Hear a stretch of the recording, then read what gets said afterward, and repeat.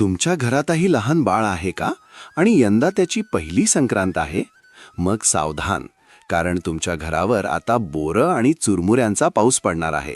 पण हा पाऊस का पडतो, यामागे केवळ मजा आहे की एखादं वैज्ञानिक सत्य? चला तर मग आज उलगडूया महाराष्ट्राची लाडकी परंपरा बोरन्हाण. बोरन्हाण म्हणजे नक्की काय? बोरन्हाण, ज्याला आपण बोरलूट असंही म्हणतो, हा मकर संक्रांतीपासून रथसप्तमीपर्यंत साजरा केला जाणारा एक गोड सोहळा आहे.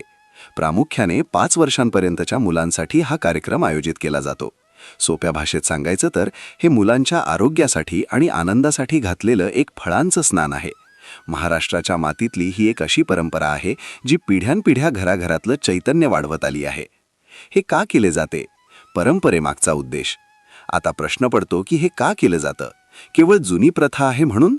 तर नाही, यामागे ऋतू बदल हे महत्त्वाचं कारण आहे.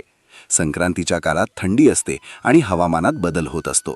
या बदलत्या हवेचा परिणाम लहान मुलांच्या नाजूक प्रकृतीवर होऊ नये, यासाठी त्यांना निसर्गाच्या जवळ नेणारा हा एक मार्ग आहे. आपल्या पूर्वजांनी निसर्गातील फळांना संस्काराची जोड देऊन ही पद्धत सुरू केली आहे. बोरन्हाण केल्याने काय होते? आरोग्यदायी आणि सामाजिक फायदे. बोरन्हाण करण्याचे फायदे वाचून तुम्हीही थक्क व्हाल. रोगप्रतिकारक शक्ती. बोरं, ऊस आणि ओले हरभरे यामध्ये व्हिटॅमिन सी भरपूर असतं. हिवाळ्यात होणारा सर्दी खोकला टाळण्यासाठी हे नैसर्गिक औषधच आहे. उबदार शरीर. या दिवशी मुलांना काळे कपडे घातले जातात. विज्ञानानुसार काळा रंग उष्णता शोषून घेतो, ज्यामुळे थंडीत बाळाच्या शरीरातील तापमान योग्य राहतं. सामाजिक संस्कार. जेव्हा आपण बाळावर बोरं ओततो आणि गल्लीतली इतर मुलं ती लुटतात, तेव्हा बाळामध्ये वाटून घेण्याची वृत्ती निर्माण होते. मुलांना एकत्र खेळण्याची आणि आनंदी राहण्याची सवय लागते. हे कसे केले जाते? साजरी करण्याची पद्धत. आता जाणून घेऊया ही पद्धत कशी असते. सजावट. घराच्या अंगणात किंवा हॉलमध्ये छान रांगोळी काढून बाळासाठी पाट सजवला जातो. राजेशाही थाट. बाळाला काळे झबले किंवा काळी साडी नेसवली जाते. त्यावर साखरेच्या हलव्याचे दागिने जसं की हार, मुकुट, बासरी आणि बाजूबंद घालून त्याला एखाद्या छोट्या कृष्णासारखं सजवलं जातं. बोरलूट तयार करणे.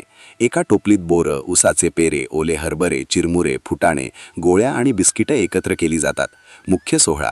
सुवासिनी बाळाचं औक्षण करतात. त्यानंतर बाळाच्या डोक्यावरून त्या टोपलीतील मिश्रणाचा संथधारांनी वर्षाव केला जातो. आजूबाजूची मुलं मोठ्या उत्साहात ही लूट गोळा करतात आणि आनंदाने फळांचा आस्वाद घेतात. आजच्या काळातील स्वरूप. आजच्या डिजिटल युगात बोरन्हाणचं स्वरूप थोडं बदललंय. आता सुंदर थीम डेकोरेशन केलं जातं, प्रोफेशनल फोटोशूट होतं. पण मित्रांनो, या झगमगाटात मूळ उद्देश विसरू नका. आपल्या मुलाला निसर्गाची फळं देणं आणि त्याला मित्रमंडळीत मिसळू देणं, हाच या सोहळ्याचा खरा आनंद आहे. तर कशी वाटली आपल्या संस्कृतीची ही विज्ञानावर आधारित सुंदर परंपरा? जर तुमच्याही घरी यावर्षी बोरन्हाण असेल तर कमेंटमध्ये नक्की सांगा आणि आपल्या बाळाचा हलव्याच्या दागिन्यातला फोटो शेअर करायला विसरू नका. अशाच माहितीपूर्ण व्हिडिओसाठी चॅनलला सबस्क्राईब करा आणि हा व्हिडिओ इतर पालकांसोबत शेअर करा. लक्षात ठेवा, परंपरा जपली तरच संस्कृती टिकेल. धन्यवाद.